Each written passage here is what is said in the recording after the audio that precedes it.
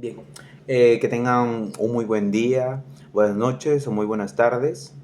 A mi docente y compañeros en general y público también en general que vean este video. El día de hoy pues nos sumergiremos pues en un rincón arácnido y olvidado de la España. Eh, un hombre pues escribe su vida desde la muerte. No busca el perdón, no espera comprensión, solo quiere dejar constancia de su paso por un mundo que nunca le dio tregua alguna. Él es Pascual Duarte y su historia es una espiral de violencia, miseria y fatalismo, que nos obliga a mirar pues de frente la parte más oscura del ser humano.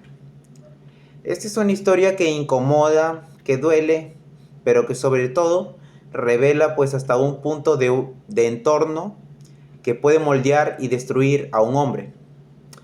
Voy a pedir a todos los espectadores que me acompañen a conocer esta desgarradora confesión de vida y muerte. La historia comienza como una confesión escrita desde la cárcel. Nuestro protagonista, Pascual Duarte, nos relata la vida desde la infancia con un lenguaje duro, muy sincero y casi fatalista. Él no intenta justificarse, solo cuenta cómo llegó a convertirse pues en un asesino. Pascual nos cuenta que él nace en un entorno rural y miserable en Extremadura. A comienzos del siglo XX, desde pequeño vive en un ambiente violento, marcado por el maltrato físico, la ignorancia y el abandono emocional. Él nos relata que su madre pues es una mujer que es cruel y alcohólica. Su padre pues es un hombre ausente y su hermano Mario pues es un muchacho con discapacidad que sufre pues abusos y finalmente pues muere de una trágica manera. Este mundo sin afecto va endureciendo a Pascual. La violencia pues no solo le rodea, sino que la violencia también comienza de alguna manera pues a ser parte de él, ¿no? Él no conoce pues otra forma de comunicarse con la vida que no sea pues a través de los golpes, del miedo o del silencio.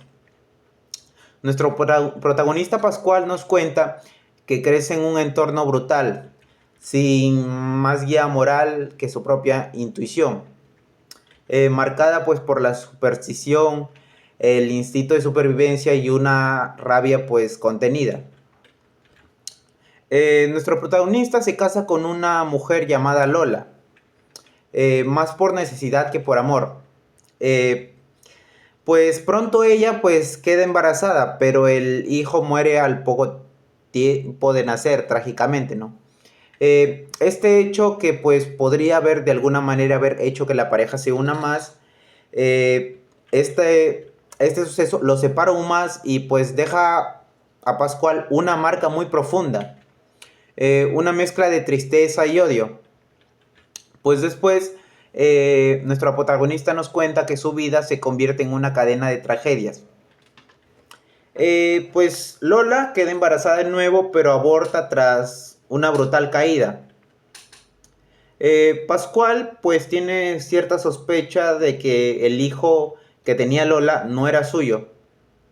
Eh, la desconfianza pues se convierte en agresividad por parte de Pascual. Los celos, el rencor se convierten en costumbre. Todo lo que toca, nuestro protagonista se corrompe, se rompe, se pudre en medio de estas desgracias. Pascual nos cuenta que comete su primer asesinato importante en el cual él pues decide matar a un hombre que intentó abusar de alguna manera de su esposa. Eh, Él lo hace con una frialdad que él mismo, ni siquiera él mismo, él llega a comprender cómo lo hizo con tanta frialdad. Es como si pues su destino ya estuviera escrito con sangre desde que él nació, ¿no? Recordemos que él nació en un ambiente muy hostil. Pascual es arrestado, pero es liberado poco tiempo después porque no se esclareció el caso, ¿no? No habían las pruebas suficientes como para acusar a Pascual del asesinato.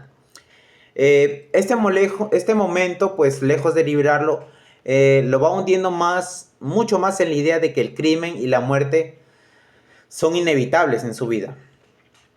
El regreso a casa no supone una redención para Pascual. Al contrario, pues Pascual se vuelve más oscuro. La relación, recordemos que con su madre ya de por sí era muy tóxica, ¿no? Porque era una mujer alcohólica y violenta. Pues su relación con ellos se deteriora aún más hasta un punto que es insoportable para los dos. Su madre, pues ella desprecia demasiado a Pascual. Lo insulta, lo provoca, lo margina, incluso en su propia casa. Él por su parte, pues también la detesta con una intensidad de quien nunca ha conocido el amor materno, ¿no? Ya que recordemos que al inicio de la historia, Pascual nos cuenta que su madre pues era alcohólica y demás, ¿no? En medio de todos estos sucesos, reaparece Estirao, que es un personaje siniestro, chulo y abusador que representa todo lo que Pascual odia del mundo. Estirado había ultrajado a su hermana Rosario en el pasado y Pascual lo sabe. Pascual es movido por el rencor y una ansia de justicia que pues roza lo patológico. Pascual decide asesinarlo sin remordimiento alguno. Pues esto no es un acto de defensa ni de justicia real, sino pues de una explosión de todo el odio que Pascual tenía acumulado por lo que hizo este tipo, ¿no? Él lo apuñala con furia como si ese cuerpo ajeno, pues como si en ese cuerpo de Estirado él pudiera vengarse del mundo. Más tarde pues ocurre algo que es inevitable. Pascual asesina a su madre. La mata con una crudeza extrema y lo relata pues sin adornos, casi como si hubiera sido el cumplimiento de una profecía. Este es el crimen definitivo, el que lo condena sin vuelta atrás. No solo ante la ley, pues si no lo condena a él mismo. Con este asesinato, pues Pascual rompe todo tipo de lazo humano que le quedaba. O sea, ya no le quedaba ningún ser querido o algún familiar que él tuviera, ¿no? Él rompe esta conexión con el mundo. Pues ya no hay familia, ni hogar, ni algún tipo de posible redención. Tras el asesinato de su madre, Pascual es finalmente arrestado y él es condenado a muerte. Pero Pascual, mientras espera pues de alguna manera su ejecución, escribe desde la prisión pues su historia, ¿no? Sus palabras no buscan ningún tipo de compasión ni absolución. Él solo desea pues contar su vida cómo fue, ya que su vida fue marcada desde un comienzo por la violencia, la miseria, la desesperanza y demás, ¿no? Desde la celda, pues Pascual reflexiona sobre lo que fue y lo que pudo haber sido. A veces, pues él muestra, a lo largo de que cuenta la historia, pues muestra hastigos de humanidad, ¿no? Incluso de ternura. Especialmente Pascual se pone a recordar a su hermana, uno de los pocos personajes por los que sintió algo parecido al afecto. Pero en esos momentos breves, pues son cortos, ¿no? Él regresa a ese tono que es oscuro, sombrío, por el cual fue marcado desde la infancia, ¿no? Como si pues la fatalidad fuera más fuerte que cualquier intento de redención. La obra pues termina con la sensación de que Pascual él es en el fondo la víctima. Como, él es tanto víctima como verdugo, ¿no? Él es víctima de la vida, ¿no? De la cual estuvo marcada desde el inicio. Él es víctima pues de un entorno que es brutal, de un destino que es torcido desde la cuna. Y él es verdugo de todos aquellos que en su mente encarnaban la justicia, el abuso o el desprecio. Su vida, tal como nos la cuenta Pascual, es el retrato de un hombre que es arrasado, por la pobreza espiritual y material, y también por la ignorancia, ¿no? Y por un entorno donde la violencia es tan natural como el silencio. Para ir finalizando este relato, pues me gustaría dar una reflexión personal de esta obra.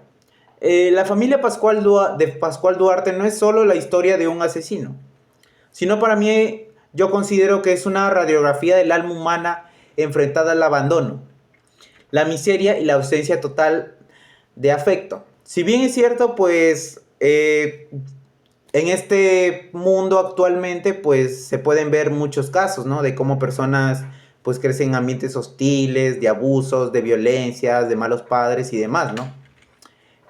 Pues en la obra Camilo José Cela pues construye una novela dura, que no solo suaviza ni justifica, pero pues que obliga a mirar de frente la raíz de la violencia. Nuestro personaje, Pascual, no es un monstruo. Es el producto de un mundo que no supo enseñarle otra forma de vivir. Pues este relato que dice, pues nos plantea una pregunta incómoda. ¿Cuánto hay de elección y cuánto de destino en nuestras acciones más oscuras? Pascual Duarte nos responde con su vida. Quizá todo estaba escrito, quizá nunca tuvo la oportunidad real, pero al contarlo nos da a nosotros la oportunidad de mirar ese abismo y de no repetirlo. Gracias.